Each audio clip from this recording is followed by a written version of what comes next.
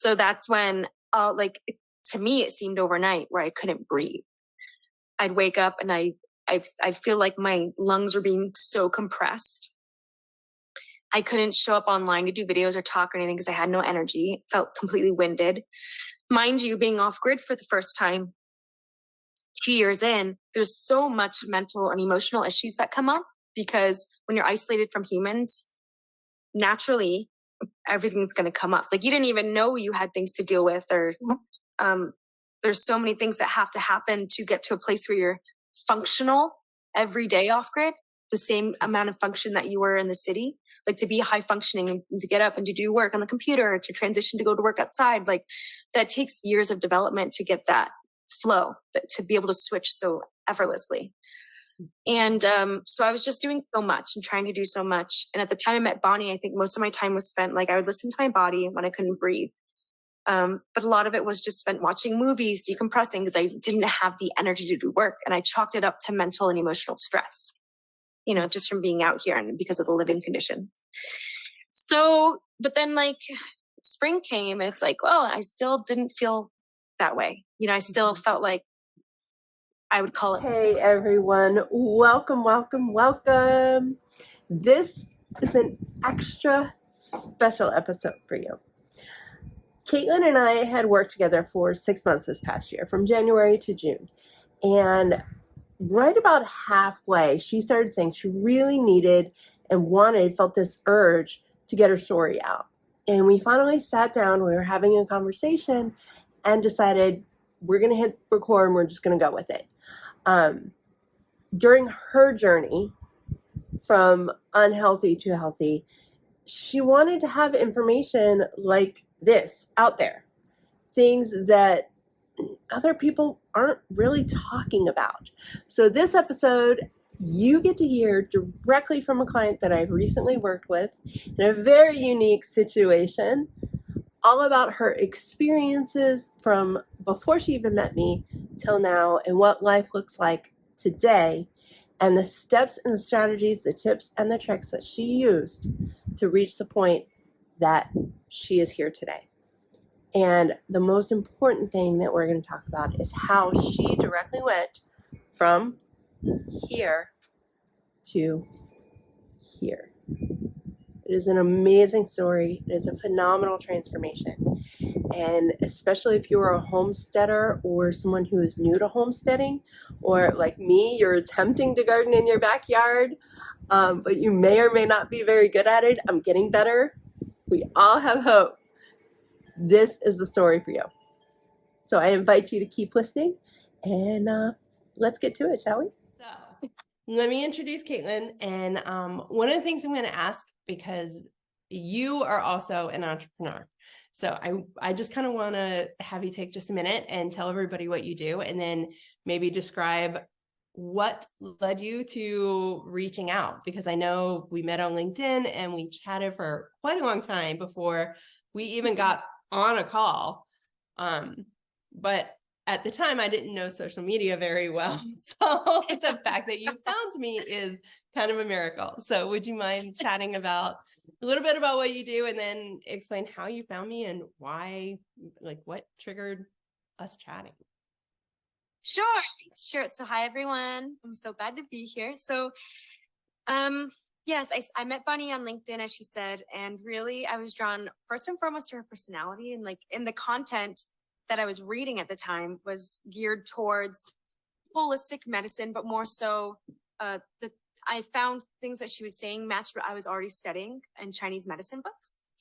And so before I forget, my name's Caitlin for the Story Speak Enterprises. And I basically help people build the foundation for legacy brands. So I help you with standard business operating procedures. And, I work with brands who are devoted to making win-win scenarios for the environment, humanity, and wildlife through their legacy. So I had to say that before I continued. Sorry, Bonnie. No, you're fine. You're fine. Trust me. I get totally, you know me, I get totally into my storytelling and completely forget I have to introduce myself. So yeah. Well, back to LinkedIn. So I was already like studying these things before I met you, Bonnie. And um, that's why I was like, oh, someone else is talking about it, because on LinkedIn, I don't find that often. Or, there's always like an American holistic approach. Even in the holistic world, it's still very much an American approach. You might not, we were taught healthy foods, but foods are still isolated from the Ayurvedic and Chinese view. And I was kind of desperate, not the, I wouldn't say desperate, but I knew what I wanted. I knew that I needed to work with someone because of my situation. We'll get to into a minute. So, yeah, I just kept following Bonnie and realized she's really practical and approachable, which I liked. And so I liked that. I found that, hey, we can really work well together. So, let's talk about this. It was interesting. Definitely. The first time you asked, I remember thinking, oh, I don't know if I can do that. Like, I know that's part of my degree, but like, can I really do this? Would it really be effective? Yeah. Just to be clear, it wasn't like she put an offer and I was like, oh, I'm going to do that. It was like, can I, are you okay with me saying we Yeah, barter? absolutely. Absolutely. Please do. Because so many people come to work with me from various unique perspectives. And it's not necessarily that I have sales calls. I don't think I've ever had a traditional sales call. Okay, good. Ever. So me, in my situation, I knew I couldn't afford to work with a holistic practitioner or get the kind of help like with money. I didn't have that. So I offered a barter. So I offered to help Bonnie with her business if she would help me learn more about Chinese medicine. And so after talking, I learned like that she had a degree in this field and like she had more than enough knowledge to share. And so we agreed, okay, we'll meet every 2 weeks. I think we met for like 6 months every 2 weeks. And we both acquired a tremendous amount of knowledge and were able to practically apply it and transform our lives. So absolutely. Yeah. So one of the more unique aspects of your story is the fact that you homestead. Yeah. And I have a lot of followers who are like me. They struggle to garden, which my struggles. But they're still trying because they understand that there's a detriment within our food source right now in the States. And because of that, they're trying so hard. Can you talk a little bit about some of the struggles that led you to calling me and us working together? Yeah. And do you mind if I share more of my homesteading story of how I wound up off grid? Absolutely. I would love to hear it. Yeah. I think it helps. So we'll start at the beginning when it was when COVID hit, like 2019, 2020. I think it's 2019. I actually moved out of the city. No, I don't remember who like dates now or whatever. But so, we all experienced like the shit hits the fan scenario in one way, extreme isolation, and then kind of the frightening aspect of, oh my God, can they actually do like more militant operations? Like, will we be not able to go to certain places? Like there was that fear, I think, that everyone felt as a nation, like the threat of our freedom, And me personally, I live in Reno, Nevada. At the time I was in Reno, Nevada, very quaint city at the time. And Reno was kind of renowned for that quaintness and its small vibe.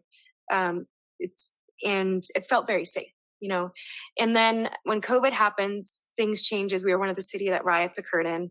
And at the same time, being in Nevada, there's always a threat of wildfire and power outages because of the fires or just because of heat or whatever. And so we saw all three of those things going on at once, and it was quite terrifying. We're like, my boyfriend at the time, but he's still my boyfriend now, more of a husband. But we looked at each other and we decided it was a perfect time to get out of the city. So we took the leap, and honestly, finances really pushed us out of the city too. I had a office that I was working from, and my dream was to like live across the way from my office, so I could walk to work every day and live in downtown. And slowly but surely during COVID, my office space became like a tattoo parlor. Like I was surrounded by tattoo artists. It was so noisy. Weed would come through my office vents. It was like really hysterical. So I'd go to work and I couldn't even work. And then I would talk to the building manager and he's like, honestly, if you leave, we're going to make your office a bathroom. They were like waiting for me to leave. So I was like, okay, this is not working. I think Reno's telling me to leave. So, we looked for houses, exhausted our options, and just didn't find anything. affordable, and both our credits were shit at the time. So it just made sense, thankfully, to go off grid. It was the best option financially also. So we wound up finding great land investors who worked with us to kind of lease land. So we're leasing one in Northern Nevada, a property in Northern Nevada. I mean, Reno is Northern Nevada, but it's way more north. Beautiful, 40 acres. And then we're also leasing a land near something called Walker Lake, where we're building our first tiny home. So when I met Bonnie, now another thing you need to know when I moved off grid is we didn't have any resources. We didn't know what we were doing. It's not like YouTube. I learned it's not as easy to get a van and to get solar panels and to live cushy and look so luxurious on wheels or in a trailer. It just isn't like that unless you have been doing it for a long time and know what you're doing and know the cost of everything. So we literally moved out in a trailer that Justin, my boyfriend, bought from his grandpa, and we completely gutted it because it was old and disgusting. So we brought it out to the desert. And the only reason we were able to live off grid also was because after realizing how unrealistic it was to move onto both properties, which we started paying for, we only ended up in the desert and off grid because someone invited us to land sit for them. And they knew we were trying to get out of the city. And before that, we were actually sleeping on someone's floor near one of our properties. Oh my goodness. It was crazy. So, nuts. So it's just all kind of miracles after miracle. That land sitting situation ended, and we were invited by a neighbor to move with him. And he's like, I'll help you guys. You clearly need help. Let me show you how it's done. We've been off grid. I've been off grid for 20 years. This older gentleman, and he's just the best. He's really awesome. So here we are. We're still living with him in a trailer now, that the same one we moved out with.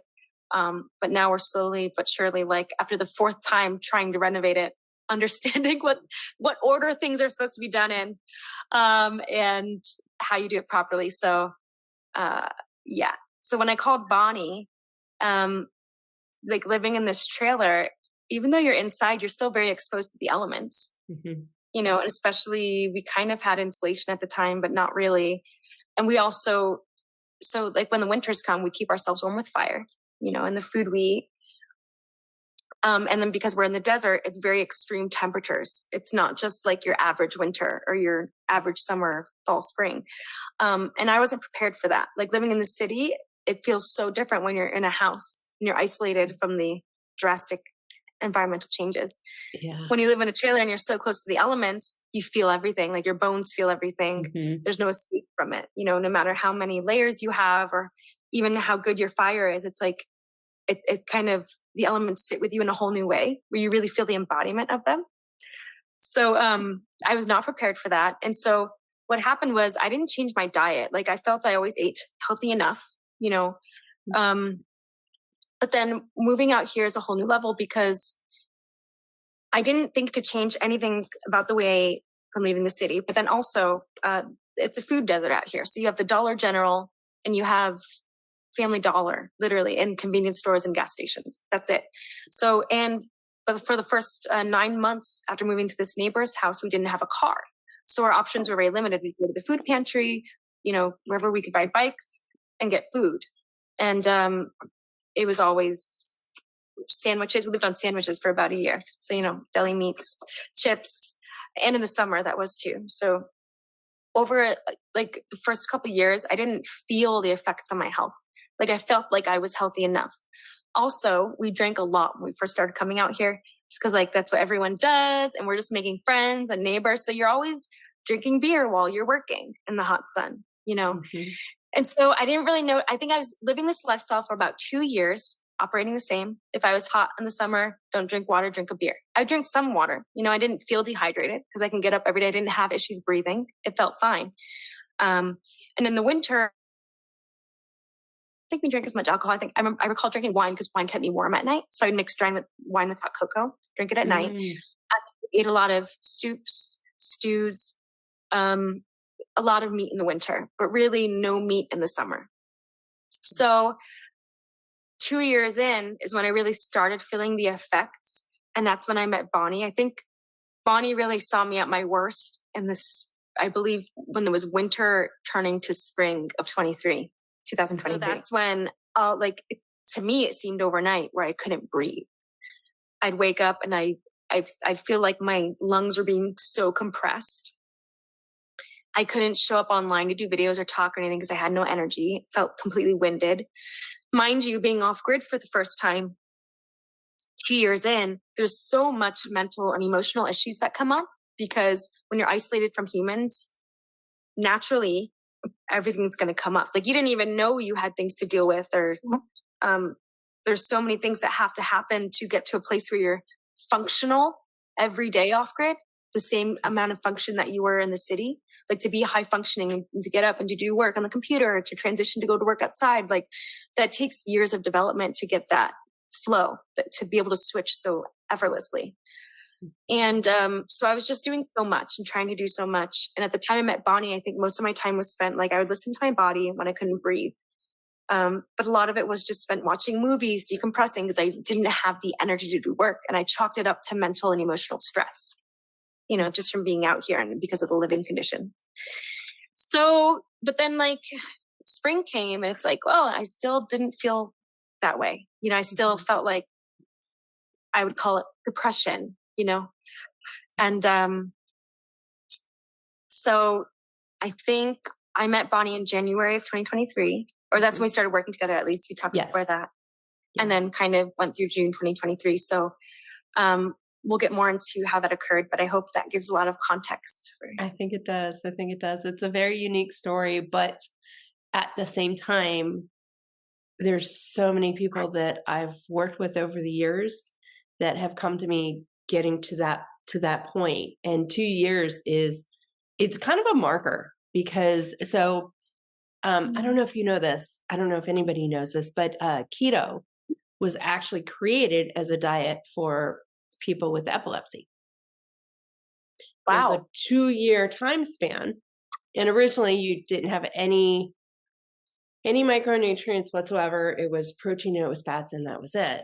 And if you did that for more than 2 years, then your body starts to break down. There's a 2-year threshold. So your body can pretty much do anything and can hide anything for at least 2 years, depending on what you've put it through up to that point. So 2 years makes a lot of sense. And I remember meeting you, and I know we looked at pictures recently, where there's a drastic difference in the way your face looks. You look so much healthier than when we first started, and it's something that a lot of people don't recognize or realize. It doesn't matter how many wrinkles are on your face or anything like that. It's about the healthiness of it. Where's the shine, and not like oil glossy shine, but it's like seeing energy. Yeah. And that's the other thing that I notice is quite different is your energy's not as withdrawn, and not only that, like you're here versus here. Yeah. Oh, I feel it. Yeah. And it's such a small thing that you may not have realized was happening. Yeah. So, one of the things I always found interesting was when we would talk about, what to plant when, like the 24 points. So there are 24 points in a year, and they're about once every other week. And each one of those points indicates where you should be in the season. It gives you that climate, which I know you know this, but just for those of you out there that don't know this, it indicates what climate you're in, what season you are in. So you can really pinpoint where you are. The Chinese calendar actually has it set where each one of those points is there. It may or may not resonate with your climate. And that was one of the things that you and I had talked about a lot, was trying to figure out those points so that you could start growing produce and have proteins available that aligned with each season. Yeah. And you're reminding me of something too that I think is interesting that would be helpful for everyone to know is when I reached out to you, I wasn't looking for help with my health. I didn't think I needed that. I just wanted to know about the planting thing. Like I need to know this because I don't want to have to look at a farmer on almanac calendar. I want to know intuitively like our ancestors did, and understand the moon cycles and everything for gardening. Yep. But just so happened, just learning that, I was like, oh my goodness. So yes, yeah. Your brain knew what you needed to know. It knew what you needed to know. And the most interesting thing about that is I always believe everything is synergistic, and energy revolves around all of us all the time. Yeah. You already had a lot of the seeds. Yeah. Yeah. It was just knowing when you needed them and when you needed to plant them to make sure you had them when you needed them. I think that was You're talking about literal seeds, just literal seeds, yeah, literal plants, yeah, not just up here. But I will tell you, when you and I first talked, I remember thinking, okay, so she just wants a planting thing. Oh, I hope it helps, because I could see a lot of things. As a trainer, and it's hard to describe, especially because you and I have only ever talked video or audio. We do computer and virtual chats. But as a trainer, I always used to tell people, and I still do this to this day, I do this. If you're walking down the street and you have back issues, or your back is really hurting you, it shows in the way that you walk, and it's very distinct. And with our skin, it's almost like there's a couple of layers. So if you're about to pass out, your underneath layer goes pasty white, but not the top layer. Not the full. Yeah. Yeah. So it's a unique view. And, when you're looking at someone to assess for healthiness and, how you can help somebody else, it's not that you're looking and you're judging or you're criticizing. It's looking to see, okay, where do I need to take this? And do I need to recommend certain things, even though, that person you're talking to may not even realize that it will be helpful. And I feel like you're really good at, you never really went out of your way to share things, like maybe intuitively, like maybe because we always it just naturally came out through our sessions. Yeah. But I like that, that was really nice. Like, it's like, I felt like I was able to come to these conclusions on my own, Yeah.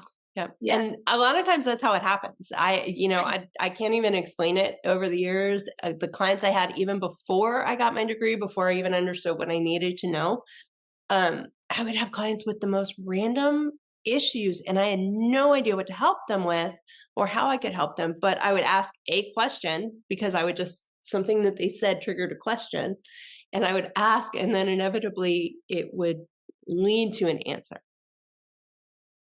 Yeah.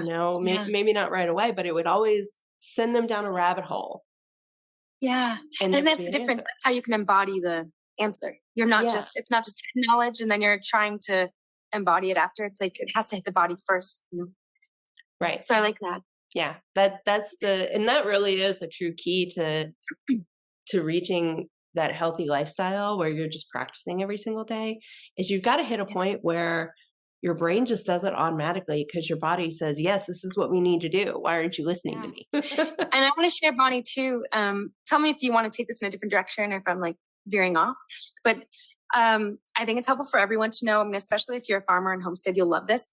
But once I started understanding how really I should look at myself as soil, because, I can't summarize Chinese medicine in like 30 seconds, but essentially I'll try. And it's that our inside environments, just like soil, if you look at soil and you can see when it's healthy, if it's wet and there's worms and things are growing well and there's a habitat and everyone's happy, like cool. Then obviously it's moist. It has a good balance of everything. Nothing's too moist. It's the same with our bodies. Our bodies can get too moist inside or too dry. And so it's so great because we're taught to look at symptoms in America, so I would look and I'd be like, oh, I can't breathe. I need to lay down. Or I can't breathe and I need to drink more water. I can't breathe. I have to practice my breathing. So for the longest time, I would just practice breathing deeper. The breathing, I would feel more expanded, but it never got better. Yeah. Learning with you was that, okay, well, here's how to identify if the environment is too damp, or if, what does that wind mean? If you can't breathe, that's called wind in Chinese. And so what is the wind telling us? What do you need more of to make the environment balanced? So I need to drink more water, or eat more of this to make it more not so windy. And it becomes so logical that you're like, how did I not know this before? Yeah. And it's so it's also a little angering because you're like, oh gosh, the money I have spent, the diseases that could have been prevented, surgeries that could have been prevented, like had I known this sooner. Yeah. So it's just so nice now to like really see myself as soil, which I feel like also reoriented me in this world. Like I literally felt a difference in my body after every session with you. That's awesome. I felt reoriented in the whole world, like I felt more tuned in because I think I really became more balanced as a nature, more integrated with my identity as nature, which is what we are. We're just nature, just another animal and a plant. We're organic beings. Yeah. Yeah. So literally I feel like every session, maybe it was like my spirit coming more and more grounded. That's what it felt like, because I could literally feel me, the true me, like the spirit self being more. It was just crazy. Yeah. And that's how a lot of the traditional medicines and healthcare, that's how a lot of those philosophies are designed to work. Is when you're in balance with yourself and nature's in balance with you, then no matter what's happening, it will be resolved. Yeah, it's so great. And we don't have to put a timeline on it, which is the best thing. It's like you just keep doing what what the body's telling you to do, and it'll resolve itself. You don't have to try to force anything. Yes. It's trusting. It allows you to trust your body a lot more. Right. Yeah. Absolutely. And that's something like you had mentioned wind. So just to kind of give a small example that people will resonate with, at least they usually do when I mention this, is traditional Chinese medicine and Ayurvedic, they use elements. And if your symptoms are leaning more that you're cold and damp, you need something hot and dry. So cold and damp is, you're in the middle of like a water puddle in winter. So if you're in the middle of a water puddle in winter, you need something hot like fire to warm you up. And that fire melts the water. It turns it into gas and it goes away. And it's just, that's as simple as you can make it. And I know with TCM, it's 5 points, and with the others, it's 4 to 5, depending on what health and medicine you're looking at.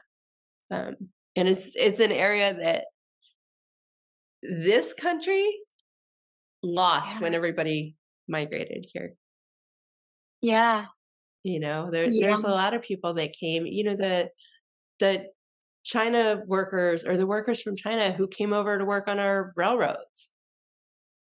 There were so many people from all over the world that had this, and it's been lost. And modern medicine came in and decided that, basically, scientists, that's the only thing we need. Scientists are the best, and that's it. We don't need anything else. And in reality, we need the foundation as well as the extra help. Yeah. So, yeah. It's so fascinating. So I have one final question for you, because I have been very curious about this. If you looked at yourself a year ago, what advice would you give yourself?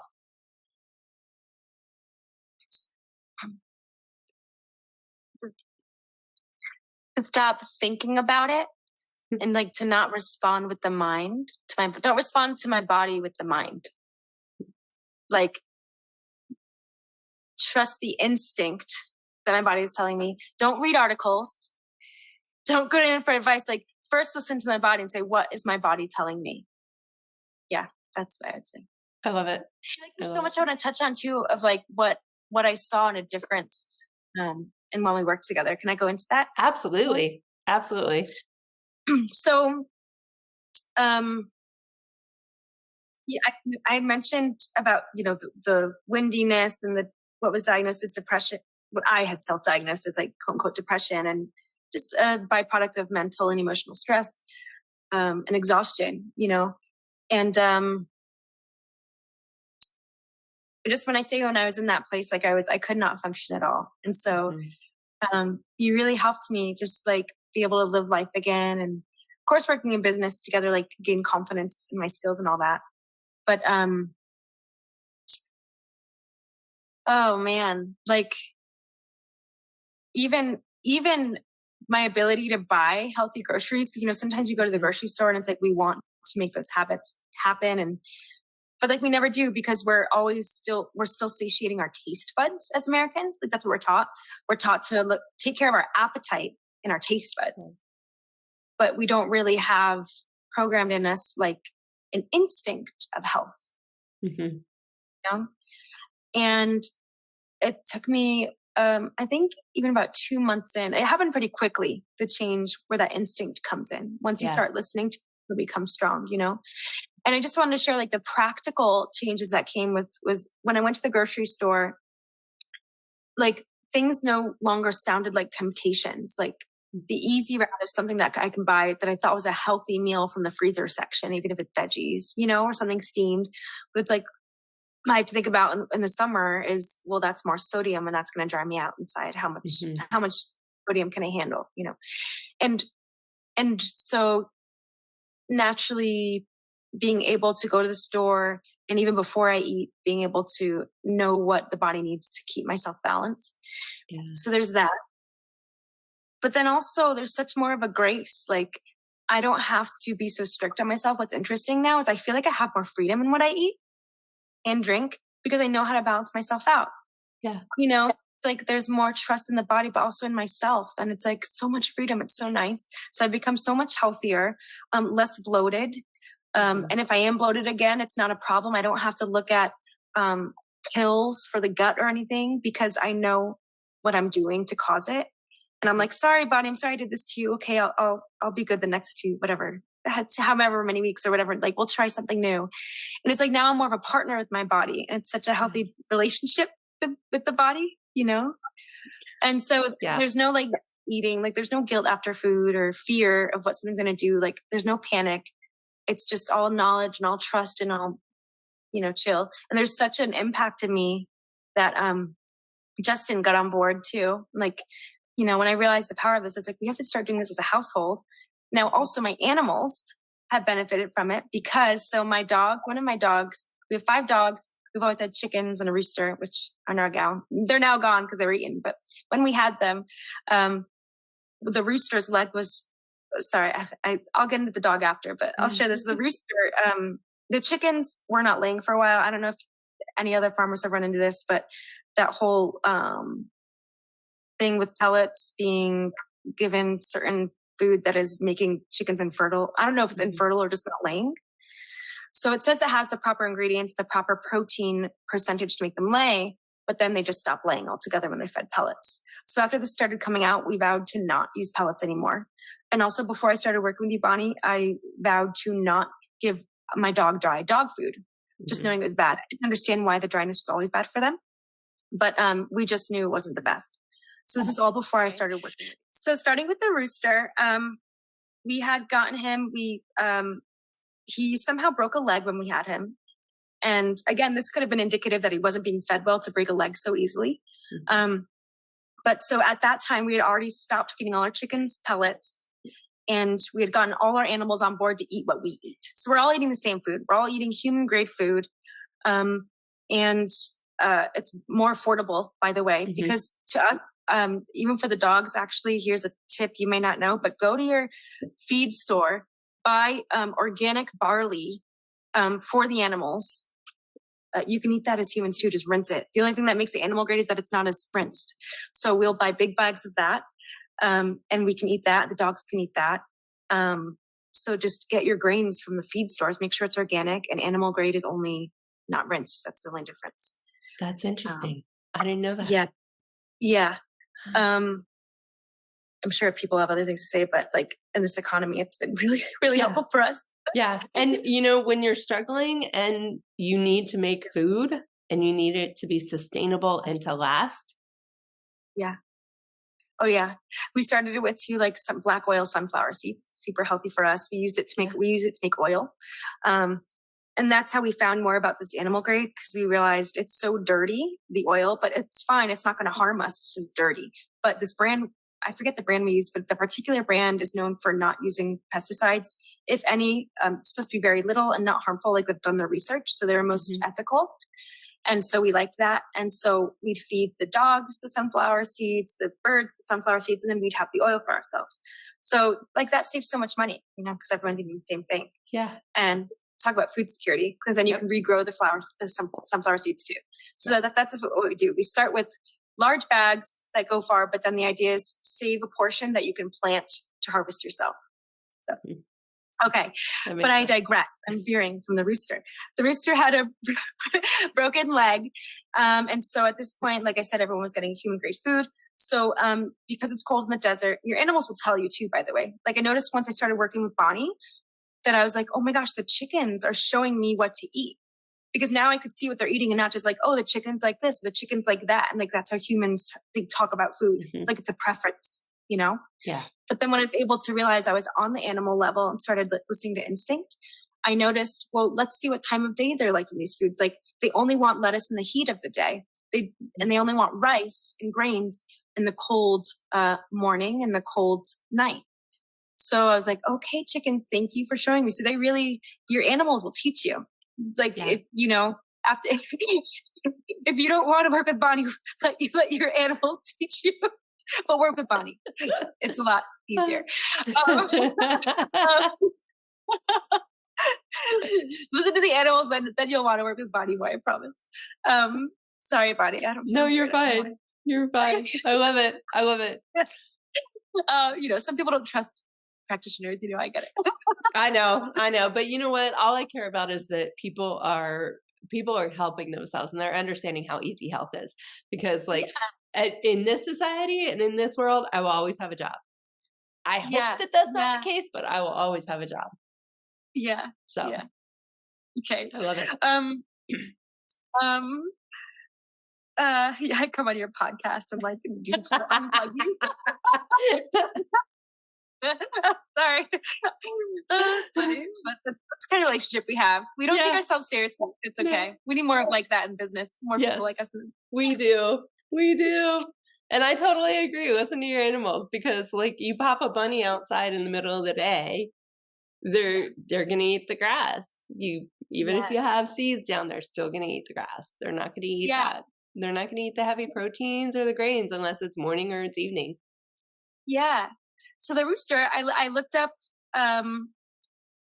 you know, crazy about like, I was going crazy researching how do I fix a rooster's broken leg? And everyone was like, splints, you know, and like, so I was like, okay, I'll try splints, you know, feeding him regularly. And that was the only thing I changed in a routine, was trying to put a splint on him at the time and isolate him from the chicken so he doesn't get picked on. He took the splint off. So I was like, okay, I'm going to listen to you. I understand. So I just continued feeding him. And what he showed me was that he just needed to eat a lot, be very well hydrated. And he seemed to eat things with a lot of vitamins and minerals, like leafy greens, lots of watermelon. He wasn't really going for grains much, but just like really staying hydrated and things high in vitamins. He was walking by himself like within weeks. Yeah. And the food healed him, you know, that shows like the food is good quality. He was taking care of himself. And I was like, wow, that's so cool. Well, with my dog, we took him to the vet. So that's just one example. And by the way, my chickens, before we started feeding them human grade food, they were not laying, and they all should have been. After we started feeding them human grade food, they didn't need to eat as much. They would eat just like maybe some rice and some leaves of lettuce, and they'd be laying. So their eggs were bigger, I noticed. Nice. Bigger with less food because the quality was better. And I was like, wow, like they're in balance. Yeah. And this is where it gets crazy too. So I'm getting chills talking about this. Like it's really, my dog was brought to the vet with a cyst that burst. It was on his face and he was in so much pain. He would run around, and I learned soon. So if your dog, we have like, we don't know exactly what he is. We think he's a German Shepherd mix. So some breeds are dispositioned to have these sacs. Do you know what I'm talking about? Like saliva sacs, or I don't know the name of it. So they get infected, they burst essentially. And then what the vet will tell you to do is put a warm compress on it. Yeah. Like you're supposed to get your dog to lay down still, let him touch the most painful thing on his face, and that will heal him. Our dog showed us that what he likes to do to get it to pop is he has to run around to get the blood flowing so that it pops. Blood flowing, the pressure, he'll create the pressure and then it will pop. So he'd always go crazy, bouncing off against walls. And we're like, you're crazy. What are you doing? And then we realized, oh, he needs to do that. So we just opened the door, let him outside. He'd run a few miles and come back. He's bleeding all over. It's popped, but the infection or whatever it was come out his face and he'd be fine. Yeah. So after that happened a few times and it kept recurring, they say that's when you take it to the vet if it doesn't go away. And out here, the vets chalk it up to like, okay, either he got bit by a snake, there's scorpions out here, red ants, anything cause an infection, but also goat heads, like those little thorns that can get stuck. Mm-hmm. Again, so that's what they always say. Well, at the time, we were feeding our dogs just beef and brown rice for months. And this is in the summer. So they had gone through at least 6 months of this probably. Because we were feeding them, I think, this for a year straight before we realized, oh, that's not the best for a dog all the time. Yeah. So they told us, oh, well, no, the root cause is actually a cyst and he will have to come back to have a surgery removed. It's $2,000. We're like, we can't do that. Okay, we'll come back to pet insurance is what we said, which wouldn't be covered anyway because he was already pre-diagnosed. So that's how it works, pre-existing. Yeah. So anyway, this summer when working with Bonnie, after I wasn't really concerned about the beef and rice until really realizing that the dog's ears kept getting infected and dirty. And it's dirty anyway because there's a lot of sand. But the type of dirt, it was heavy dirt, And I was like, it's like when I did more research on the beef and rice, realizing this is summer and he's eating heavy food. And I was like, oh, I should make him match our diet. It's like, they shouldn't be eating this stuff all the time in the summer. So changed it to chicken, sweet potatoes, and a little bit of white rice at first. Now we're off the white rice completely. So lighter foods, more energizing, hydrating foods all the time. And after a few weeks of this, their ears were cleaner, the natural flop now. They're not pinched back. Yeah. And his cyst is completely gone. There's no bump here. That's awesome. Yeah. So it's just like monitoring and knowing what to look for, Yeah. Another thing I'll share is before I met Bonnie, I had to have my uterus removed years ago. And due to fibroids, I had such a large fibroid that it overextended my uterus. It was my internal organs were going to be damaged. So that was crazy. And I had terrible anemia. At this time, I was trying to heal it myself by following, I've always had no health insurance because I have my own business and I haven't been, at the time I didn't take business very seriously. So I was freelancing. So I made just enough to pay my bills and, have no responsibilities. So I wasn't really concerned about that. I just wanted to enjoy and live naturally and have a great lifestyle. So I wasn't concerned because I thought it was healthy because I was doing what people had said helped them. And actually all my symptoms did go away. So I thought I was getting better. My stomach went down. There was no signs of fibroids. The pain went away. The heavy bleeding was gone. Until maybe it was the 2-year mark again because I've been doing this for a while. And I would do so many supplements. I cut out caffeine to do everything to try to eliminate the fibroids. Almost again, overnight, heavy, really bad anemia. And I'd have to make a decision. I had to get my uterus removed within weeks. So I didn't have to. I did that because I didn't want to deal with this again. And after working with Bonnie, I learned so much that sorry, I think I'm getting emotional here. It was just that's a big thing, that's a big deal. It is. And it's sorry, yeah. It is. Yeah. So it was really eye-opening to work with Bonnie after that experience because I had been to different doctors, I think 4 different doctors in different states. And all of them wanted to rush me into surgery. This was before I had that episode and I really needed surgery. They didn't have a talk with me about the food I ate. They didn't have a talk with me and give me alternatives. I felt like I was just a product and they wanted money off me. Yeah. Because they just wanted to wheel me in surgery that same time I was in their office and not tell me or warn me about the effects or anything. And I was like, this is crazy. No.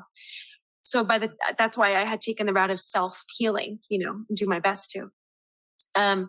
So then by the time I had met the final doctor, he was actually thankfully very informative and was prompting me to not get it because I was so young. And so that was when I was 27, I think. I'm 35 now. And now after working with Bonnie, I never thought about the uterus again, like as a problem, like the womb area. Although I had always had problems with constipation. That's something else I should mention. Ever since I was young, again, I attribute it to stress. I had gotten constipated and I never, ever had a daily bowel movement. Until after working with Bonnie, there was an episode she saw me go through where my gut was so wretched sick. I was having diarrhea every day for about 6 weeks, maybe longer. Remember that? Yeah. And it was at the same time, it was right around after I'd started a spring cleanse. So I thought that was interesting, the cleanse. But it seemed like my body was expelling such deep shit that was there. And I'm really glad it did that because I was scared. I kind of wanted to go to the hospital, but another half of me was like, no, this could be good. Like, just keep trusting Bonnie. Just keep trusting the body. Turned out it was just a bad strain of bacteria, quote unquote bad. But again, nothing to be scared of because it's just that means the body's working. Like, it's good that it's doing this. It's getting rid of all the things right at the right time during spring, which is cleansing season. And after that cleanse, I felt so much better. I was able to jump back on the train of eating seasonally and continue that, what Bonnie had shown me, what we had learned together. And I feel like my body reset itself. Yeah. So after that period, I now had, once the diarrhea ceased, I have been having a bowel movement every day. Except recently, Bonnie, like I noticed if I drink too much, I love vodka and like tonic, So, and if I have coffee in the morning this summer, like my body's so much more sensitive now. Yeah. Like, don't match the season. So coffee will dry me out. Vodka will dry me out now. And like, it's okay because I know how to hydrate myself back to that point. Yep. So yeah. So then not only that, so not constipating every day, but so anyway, going back to the uterus, I got distracted again. What I noticed after that diarrhea period was that, so I've always still felt like little fibroid dots, the beads, like little beads almost in my intestine. And just even after the womb was gone, like in other areas, you could tell they had spread. And I'd sit there at night and kind of poke them, see if they're painful. Some of them were painful. And I knew it wasn't healthy, but I didn't think it was cancer or anything. Like, it was clearly something I would eat. And it wasn't, it's like almost my body wasn't absorbing it. And it would form these little pockets in my intestine, And so I'd encourage anyone, become really familiar with your body. Like, look at your poop, touch your tummy at night, find those bumps, find where they are, and then look up where the organs are, like where you feel them. What organs are they? When it shows up on your skin, what organ does this represent when I'm having things on my forehead? Things like that, And so yeah. But anyway, so side note. So that's just a side note. But over time, I noticed that the bumps went away. Like, it's smooth and I have no more pain. I used to have excruciating side pains. May have been an ulcer even, who knows? Like, but all that's gone now. I have no more side pains. I have no more bumps in my digestive system. Everything's completely smooth. And like, so this is just over. This was all in less than 6 months. Yeah. Yeah. Cause we literally started, as of today, 6 months ago. Or no, 8 months ago. August is 8. Never mind. Because we started January. Yeah. But yeah, so it's like, mind. The health thing was like January to June. Yeah. Our barters. Yeah. Then we stopped. Like, I think I'm better. Yeah. It naturally just happened as everything just fell into place. And it was, and I remember one conversation, I was thinking, it was like, she's good. She's got this. Thank you. Yeah. So it's really, I just hope that me sharing all this really inspires everyone. Like, it's not something to take lightly, It's not just working with Bonnie either. Like, I feel like if I would tell anyone who wants to work with you, like, don't go to Bonnie as a savior, or as the answer, because all it is connecting us with the wisdom that already exists in our bodies. And so don't use her as like a security blanket or like an anchor, Make sure you're really taking on that knowledge for yourself so that you can do it without her, and you can do it without a doctor if you absolutely needed to, because no one's giving you the right answers. Going off grid, that's what I have to do because the hospitals are so far away.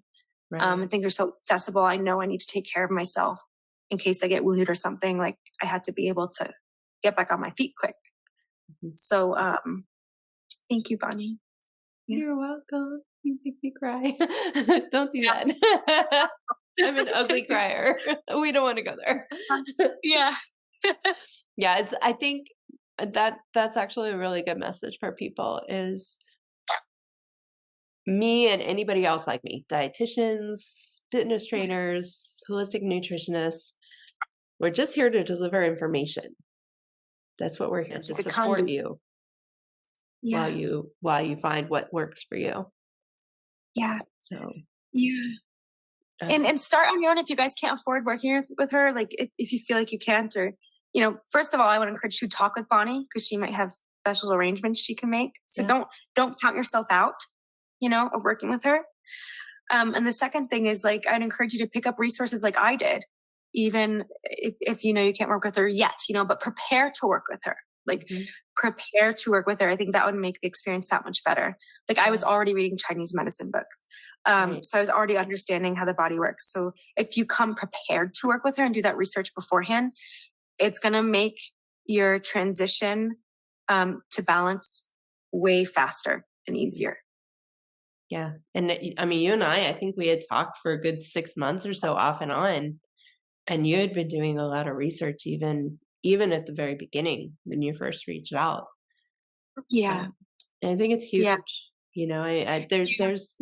There's so many people who rely, like, oh, I need to go to a doctor for every little thing. And that's when you're put in a position like homesteading where you don't have a choice. It opens your eyes, and it's something that those of us in cities, like I am, we need to reconnect to that. I'm not homesteading, but a little part of us all are homesteading. I'll homestead with my tiny little basil bush and my pineapple plant. Yeah. Oh, and another, Bonnie, that just came to me that I would like to share with people is like, I was always the type of person too who, like, I will absolutely put off working with someone because I think I'm just so good at everything and can master everything, like being self-sufficient, like my pride is like, I don't need them. I don't need them. So if anyone's like that, that's fine. But I knew I needed a human helping me because you could only go so far with a book. Like, a book will give you knowledge, but I couldn't embody it. The book wasn't teaching me how to embody it. And so that's where the human comes in. You really need that. It's like a guru, like there's just kind of a transfer that takes place. So yeah, there is. Every one of us needs people. It took me a long time to realize that, but like, I mean, honestly, that's part of the reason that I turned everything into the self-paced that I did, because I want you to give me this stuff, but I got this. I can do this on my own. Yeah. I realized later that, sometimes I'm not that good at it, that I actually do need to talk to the person. But initially, I just want the information. I want to go do it myself. Yeah, exactly. And that's good. Like, we should all be self-starters, I think. Yeah. Yeah. And it's something that a lot of us have kind of lost sight of. I have one more question I thought of, because this is something that pops up a lot. I always tell people that health is not hard, that it can be really easy. Okay. So, not necessarily going through it. Obviously, there's a process, but would you say today that looking at maintaining your health today is easier than it was a year ago? Oh my God, yes. Like, there's nothing to maintain anymore because I'm balanced. I feel like I can almost even get rid of that construction perception of such thing as health.